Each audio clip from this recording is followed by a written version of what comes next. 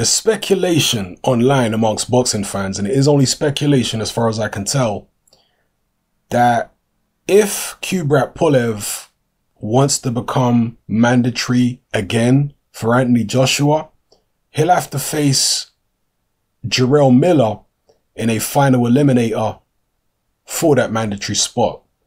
As you can see on screen, the #1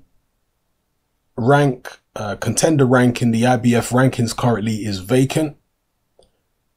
Being #1 contender and being mandatory challenger are two different things. But the suggestion is you could have Pulev versus Miller as an eliminator, a final eliminator to face Joshua as the mandatory challenger. If such a fight was to take place, who would you guys be picking? Do you think Pulev has got enough to beat Miller? Or do you think Miller would actually take it? Personally, I'd be taking Jarrell Miller in that fight. I don't know what is going on with Kubrat Pulev these days. I think that there are tremendous psychological scars that have been left in the mind of Kubrat Pulev since his humiliating knockout defeat at the hands of the then world heavyweight champion Vladimir Klitschko.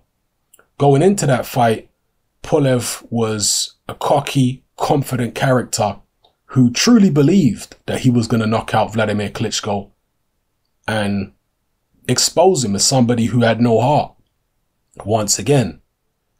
But it didn't quite turn out that way. Pulev didn't show enough respect for Klitschko, and instead it was he who got knocked out and exposed for not having a particularly good defense. I think he has struggled psychologically to get over the humiliation of that defeat. What you have to understand is Kubrat Pulev was one of the top, not only sports stars in his home country of Bulgaria, but one of the top celebrities in general, from what I understand. He was part of a celebrity couple with his missus, his woman, in Bulgaria. And when you've got the weight of a country on your back like that, when you've got all the expectations of your nation and your people on your back, and you go out and you get beaten in such humiliating fashion like he did against Klitschko, dealing with the fallout of that psychologically for your own ego and your own self-belief is hard enough.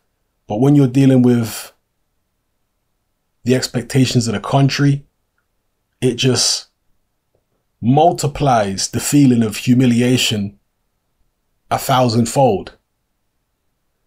And I think that he is far more hesitant, not just in the ring, but in his thought processes than he was before that Klitschko experience, that humiliating loss to Klitschko.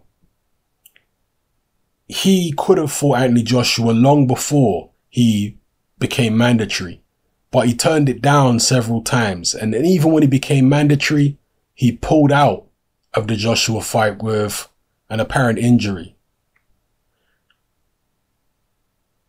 My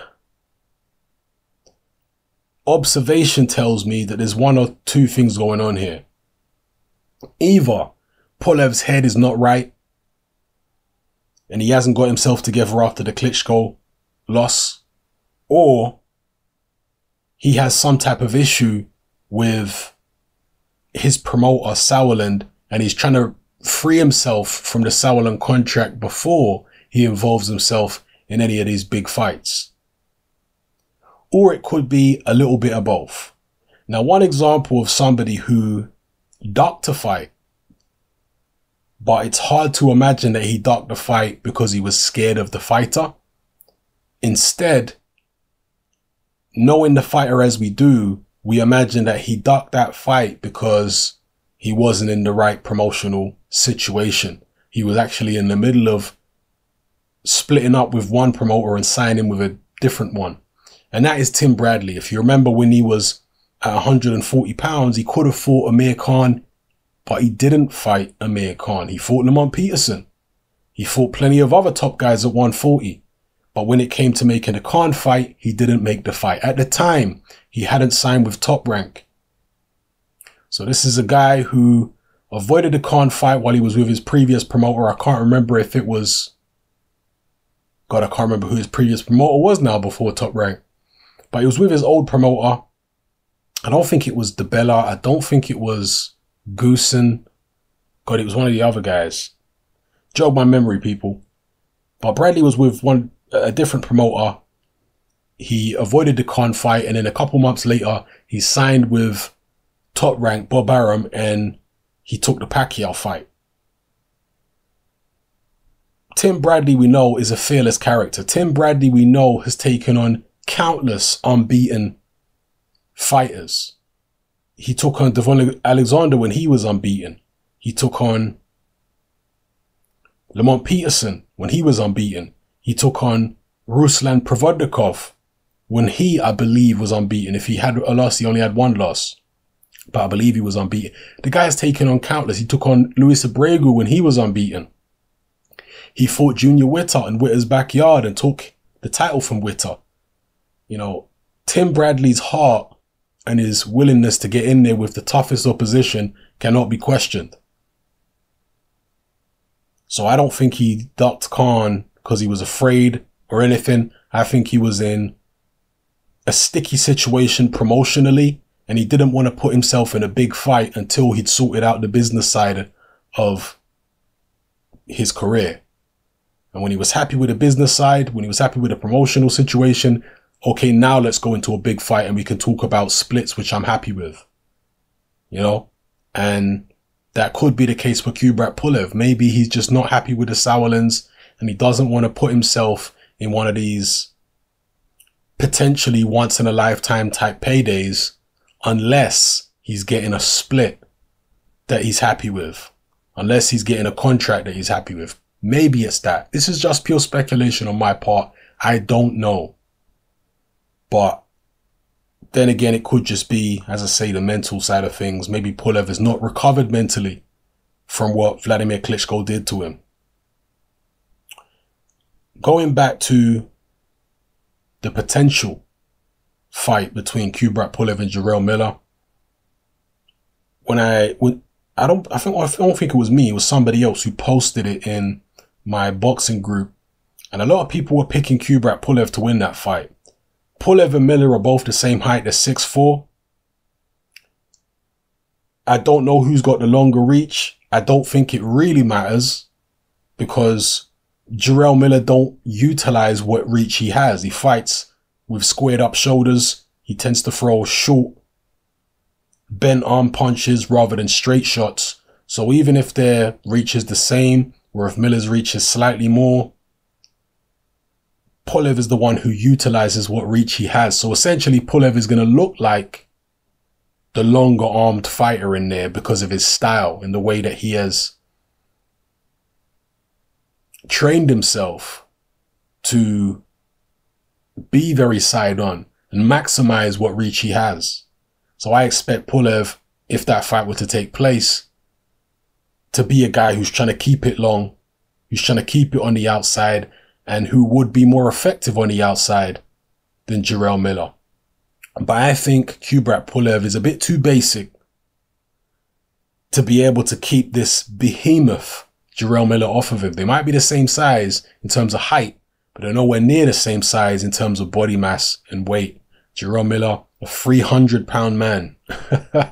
Kubrat Pulev around 245, 250. So there's going to be a 50, 55-pound weight differential between the two guys. Jarrell Miller, very physically strong.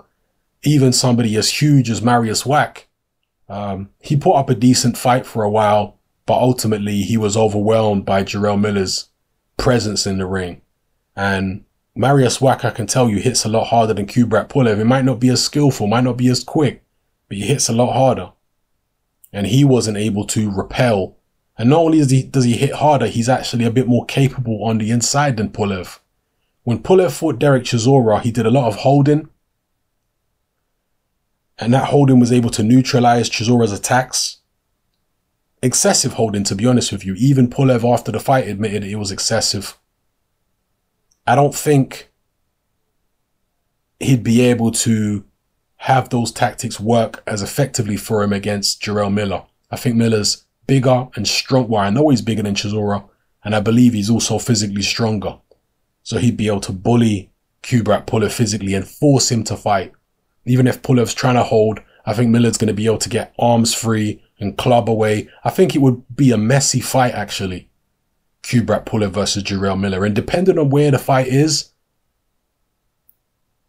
I'd favour Miller more strongly in the United States or even in the UK than I would in Bulgaria, where the officiating may be more on Kubrat Pulev's side. But I'd still probably pick Jarrell Miller even in Bulgaria or Germany, to be honest with you. I think it would be closer because, as I say, the officiating may be on Pulev's side, but I'd still be picking Jarrell Miller. I'll be surprised if Kubrat Pulev goes through with that fight. He hasn't seemed very ambitious since that loss to Vladimir Klitschko. I don't know what's going on in his head. As I said earlier in the video, perhaps it's not just what's going on in his head, it's also what's going on with his promotional situation. Just some thoughts for you there, people. Drop your comments in the comment section below and let me know how you feel. It's happening. I'm out.